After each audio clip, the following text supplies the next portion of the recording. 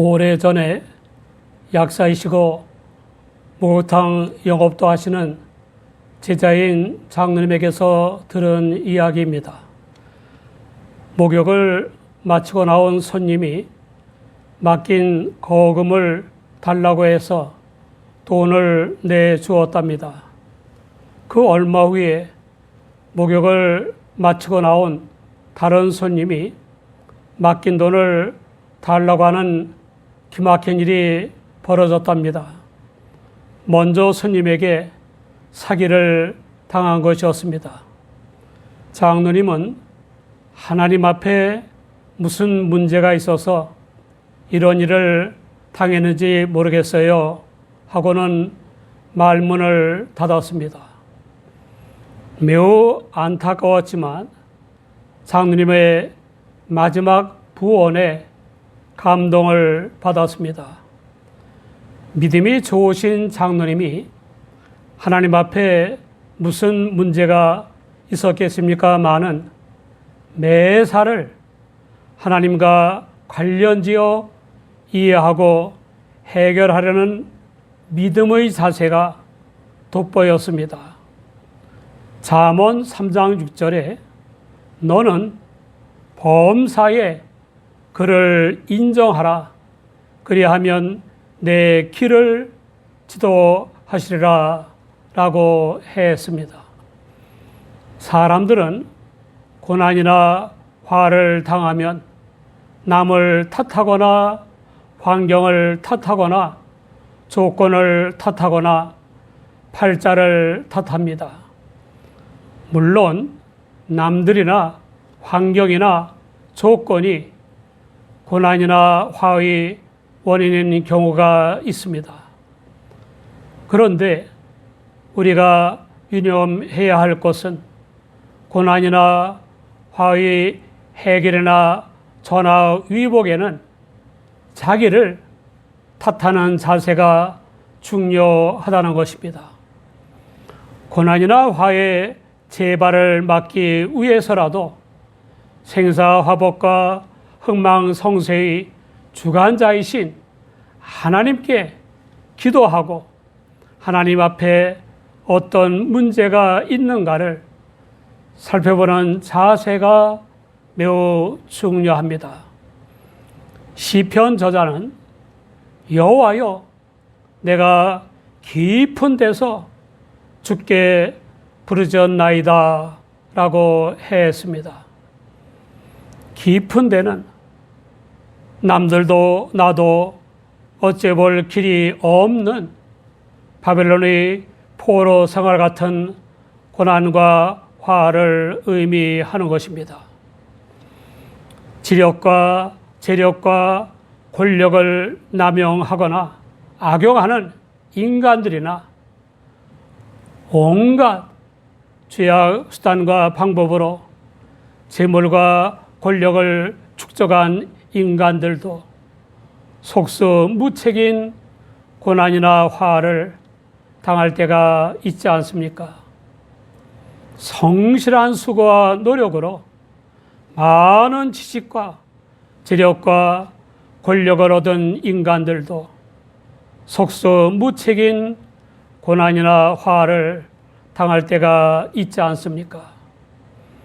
시편 저자는 고난이나 화를 죄와 불신앙의 결과로 이해했습니다. 죄란 범법이나 악법을 제정하여 합법적으로 하는 악행이나 범죄나 도덕상의 죄나 양심상의 죄나 거짓이나 위선 등은 물론 창조주여 섭리자, 구원자여 심판자이신 하나님을 안 믿는 것입니다. 때와 장소, 국가와 종족에 따라서 선과 악, 옳고 그름, 정의와 불의가 뒤바뀌기도 하는 양심이나 윤리, 도덕이나 법적으로는 죄가 아닐지 모르나 하나님을 믿는 믿음으로 안 하는 것은 죄입니다. 로마서 14장 23절 후반에 믿음으로 조차 하지 아니하는 모든 것이 죄니라 라고 했습니다. 하나님을 믿는 믿음을 조차 하지 않고 권력욕이나 물욕이나 명예욕이나 기타 탐욕을 조차하는 모든 언행이나 생업이나 사업은 하나님 앞에서 죄라는 것입니다. 믿음을 조차하지 않는 것은 하나님을 떠난 상태이므로 알게 모르게 공중의 권세 잡은 자인 마귀를 따르기 십상입니다. 에베소 2장 2절 이하에 그때에 너희가 그 가운데서 행하여 이 세상 풍속을 쫓고 공중의 권세 잡은 자를 따랐으니 곧 지금 불순종의 아들들 가운데서 역사하는 영이라. 전에는 우리도 다 그 가운데서 우리 육체의 욕심을 따라 지내며 육체와 마음의 원하는 것을 하여 다른 이들과 같이 본질상 진노의 자녀이었더니 라고 했습니다. 믿음으로 구원받은 우리는 믿음으로 일하며 살아야 합니다. 히브리서 11장 6절에 믿음이 없이는 기쁘시게 못하나니 하나님께 나아가는 자는 반드시 그가 계신 것과 또한 그가 자기를 찾는 자들에게 상 주시는 이심을 믿어야 할지니라 라고 했습니다. 히브리서 11장 7절 이하에는 믿음으로 해서 놀라운 은혜와 복을 받고 많은 사람들에게 사랑으로서 역사하는 믿음으로 유익과 덕을 끼친 노아, 아브라함, 사라, 이삭, 요셉, 모세, 기생 라합, 기드온, 바락, 삼손, 입다, 다윗, 사무엘 선자들의 이야기가 있습니다. 그렇다면 악한 사람이 잘 되고 부자로 사는 경우는 어떻게 설명해야 합니까? 하나님을 힘입지 않고는 당할 수 없는 마귀는 유혹의 수단으로 부나 출세나 성공을 이루게 하기도 합니다. 그러나 보다 더 중요한 믿음이나 영원한 소망이나 사랑을 포기하게 만들고 우정이나 인격이나 가정 등을 망가뜨립니다. 잠언 24장 19절 이하에는 너는 행악자의 득이함을 인하여 분을 품지 말며 악인의 형통을 부러워하지 말라. 대저 행악자는 장래가 없겠고 악인의 등불은 꺼지리라 라고 했습니다. 깊은 데에 떨어진 시편 저자는 하나님께 부르짖었습니다. 주여 내 소리를 들으시며 나의 간구하는 소리에 귀를 기울이소서. 여호와여 주께서 죄악을 감찰하실진대 주여 누가 서리이까. 그러나 사유하심이 주께 있음은 주를 경외케 하심이니이다. 고난과 화를 해결하거나 전화위복하는 첫 단계는 자신의 죄악이나 믿음을 좇아하지 않은 죄를 발견하고 하나님 앞에 회개하는 것입니다. 2000년 어느 날 오전 6시쯤 부산에 있는 구포 이대교 및 낙동강 둑에서 32살인 임여인이 내연 관계이자 남편의 직장 동료인 29살인 정씨와 함께 술을 마신 뒤에 다투다 강물에 투신했습니다. 경찰 조사 결과에 의하면 임여인은 전날 밤부터 정씨와 함께 지냈는데 정씨가 다른 남자를 좋아하는 게 아니냐 하고 추궁하자 결백을 증명하고 싶어 하고는 갑자기 물속에 뛰어들었다는 것입니다. 놀란 정씨가 임여인을 구조하기 위해 강물에 뛰어들었으나 물살이 빨라서 구하지 못하고 혼자만 헤엄쳐 나왔다는 것입니다. 그 아줌마도 참 진실이든 거짓이든 간에 남편 앞에서 결백을 증명해야지. 결백을 증명하는 것도 종류가 여러 가지입니다. 고난과 화를 해결하거나 전화위복하는 둘째 단계는 하나님께서 용서하셔서 하나님을 경외하게 하심을 확신하는 것입니다. 죄의 사함은 시대와 장소, 나라와 종족에 따라서 선과 악, 정의와 불의 등이 뒤바뀌기도 하는 양심행위나 도덕행위나 율법행위나 금욕이나 고행 등에 있는 것이 아니라 하나님께 있는 것입니다. 가룟 유다는 예수님을 판 후에 양심의 가책 때문에 괴로워하다가 자살하고 말았습니다.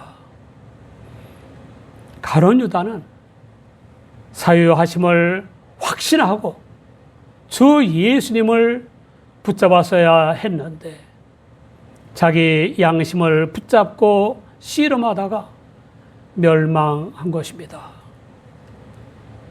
그러나 예수님을 3번씩이나 부인한 베드로는 자기 양심을 붙잡지 않고 사유하심을 믿고 주 예수님을 붙잡은 덕에 값지고 영광스럽고 복된 제자의 삶을 살 수 있었습니다. 마태복음 26장 75절에 뭐라고 했습니까? 이에 베드로가 예수의 말씀에 닭 울기 전에 내가 3번 나를 부인하라 하심이 생각나서 밖에 나아가서 심히 통곡하니라 라고 했습니다. 이사야 1장 18절 이하에는 여호와께서 말씀하시되 오라 우리가 서로 변론하자. 너희 죄가 주홍 같을지라도 눈과 같이 휘어질 것이요 진홍같이 붉을지라도 양털같이 되리라. 너희가 즐겨 순종하면 땅의 아름다운 소산을 먹을 것이요 라고 했습니다. 고난과 화를 해결하거나 전화위복하는 셋째 단계는 하나님의 응답을 기다리는 것입니다. 시편 저자는 나 곧 내 영혼이 여호와를 기다리며 내가 그 말씀을 바라는도다 라고 했습니다.